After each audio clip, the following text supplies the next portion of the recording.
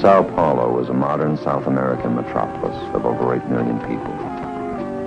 Recent years have brought tremendous commercial and residential growth, making it a center for much of Brazil's business and trade activity.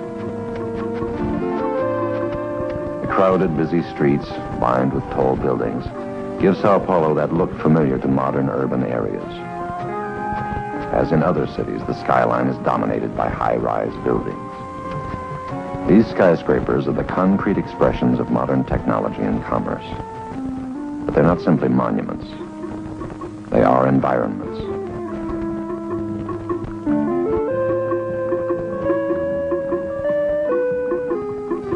Every day, hundreds of thousands of people in Sao Paulo, millions throughout the world, live and work in these vertical cities.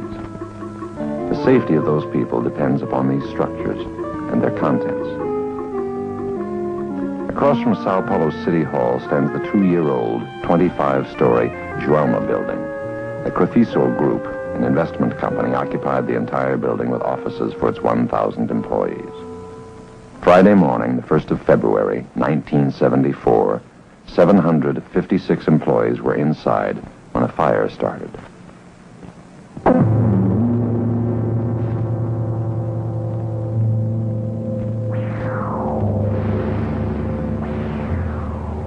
Beginning in a 12th floor office, the fire moved quite rapidly through the building.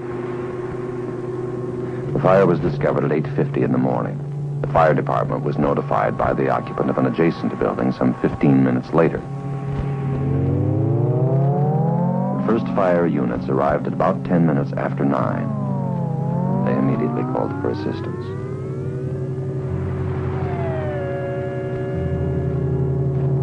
The additional units were delayed by morning traffic and did not arrive until about 9:30. By then, flames reached nearly to the roof.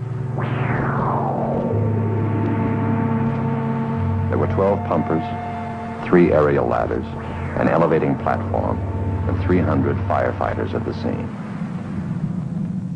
First attempts by firefighters to enter the building by the central stairway were halted at the 11th floor.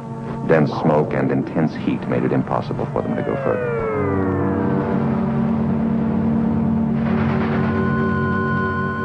Heat and smoke also turned away helicopters trying to reach the 171 people trapped on the roof.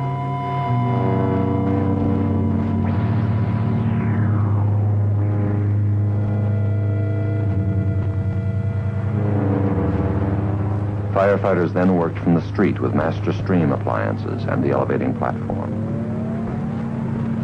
The 144-foot ladders were raised in an attempt to rescue people stranded on ledges, but their reach at best was only to the 15th floor.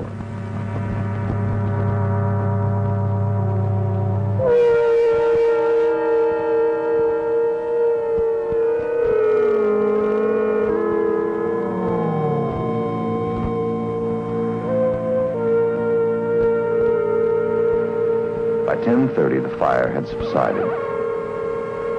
In less than 2 hours, it had consumed all combustibles and burned out.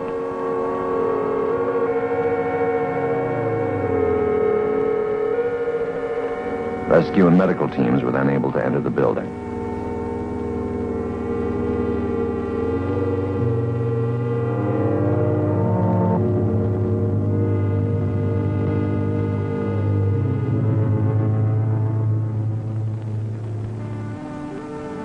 The Joelma building is 25 stories of reinforced concrete located at the intersection of 2 major streets.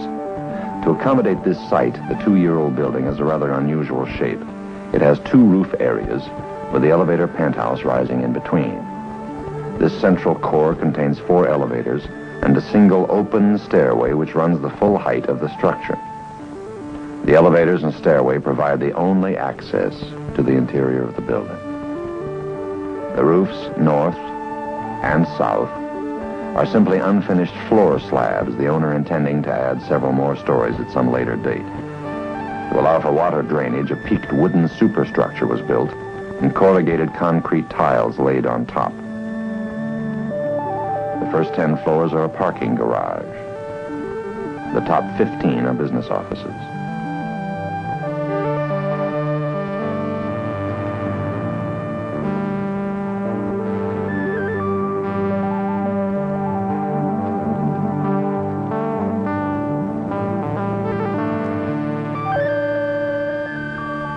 The building's exterior consists of a curtain wall, hollow tile faced with concrete plaster, into which the aluminum frame windows were set.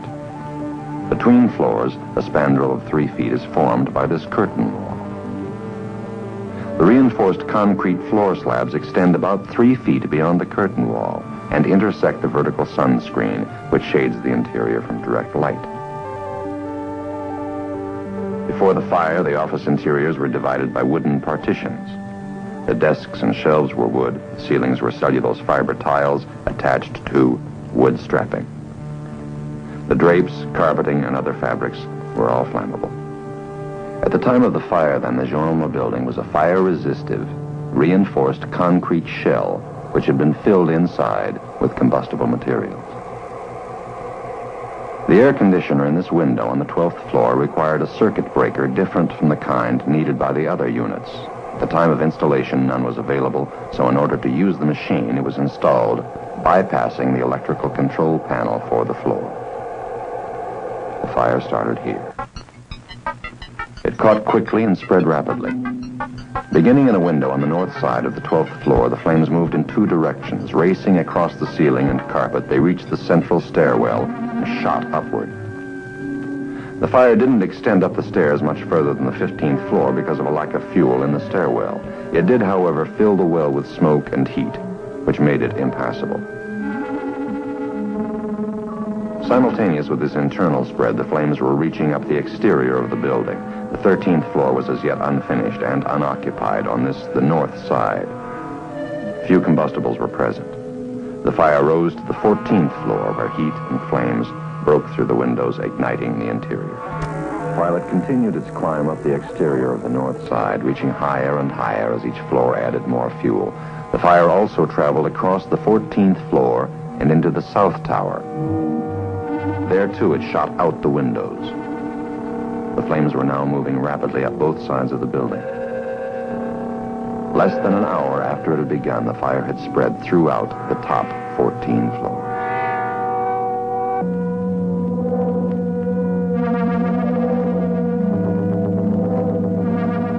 "601 Edifício employees were in the office towers when the fire started. Quite early in the fire, some 300 had been evacuated from the upper floors by elevator. The 4 elevator operators were able to make only a few trips, however, before heat and smoke within the building became too intense for them to continue. For those people remaining, the Joelma building offered little safety. It had no emergency lighting, alarm, or sprinkler systems. The one stairwell was an inadequate and unsafe exit. No plans for evacuation had been made in the event of a fire emergency. Many people used the stairway to get out onto the roofs, where they hoped to be evacuated by helicopters. 2 years before in Sao Paulo, 300 people had been saved in another high-rise building fire. Their rescue was effected from the heliport on the building's roof. The people on the Joelma roofs felt that helicopter rescue might be possible for them as well. It wasn't. There was no place on the roof clear enough and large enough for helicopters to land. Even if there had been, the dense smoke and strong thermal column made approaching the building by air too hazardous, and rescues could not be effected until well after the fire was out.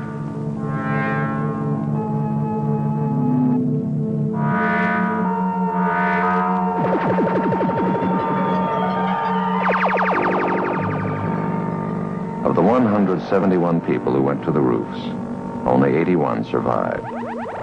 All 60 on the south side were found dead. On the north side, some people had crawled under the tiles of the drainage roof and were shielded from the heat. They alone were found alive. Other people in the building had gone to the bathrooms, where they desperately doused themselves with water. As the fire progressed, these rooms filled with smoke. People inside were overcome, and they died. But some had climbed onto the ledges outside and were able to get air while being protected from the heat and flames. Several people lowered themselves from floor to floor and eventually made it to the aerial ladders. Most, however, remained where they were and could not be reached until after the fire was out. 41 people were rescued over ladders.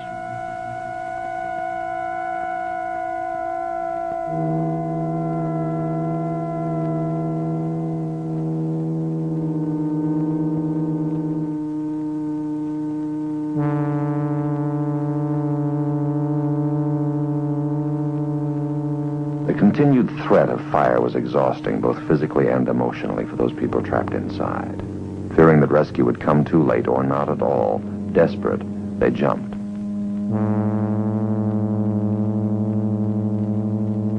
People on the ground waved to them to stay where they were. They held up signs saying, "Remain calm. The fire is out." Still they jumped, hoping to grab a ladder or survive the fall.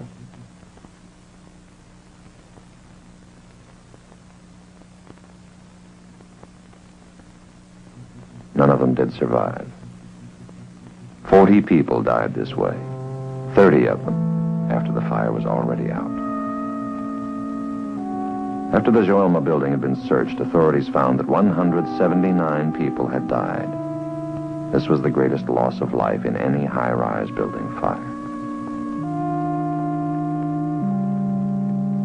United States codes and standards generally would not permit conditions that would lead to a tragedy such as this. Though the building itself was fire-resistive, the building's interior partitions and ceilings were combustible. A fire was not necessarily inevitable in this situation, but it was certain that once a fire began, rapidly, nothing was there to stop it. No sprinkler system had been installed. No compartmental designing had been done. The fire department was ineffective in subduing the fire because of a late alarm, the rapid spread of the fire, the distance of the fire from the ground, and their inability to gain access to the building. There was no automatic detection and alarm system to notify the fire department. Firefighters, arriving only 5 minutes after notification, about 20 minutes after the fire was first discovered, found the stairwell filled with smoke and the elevators unusable. Their attack from the street was limited because the fire had already spread from the 12th to the 16th story. The protection must be built into a high-rise building. The potential loss of life is very great in such a structure and increases dramatically with every story. For the occupants of such a building, the only thing between safety and tragedy in a fire situation is the existence and enforcement of adequate local standards and codes. If occupants have no way out of the building, but also no place safe inside, they're trapped. If systems and materials within the building are not holding down the fire spread until the fire department can get there, then the situation may be too far advanced when they do arrive. Such was the case in Sao Paulo on February 1st, 1974, and 179 people died.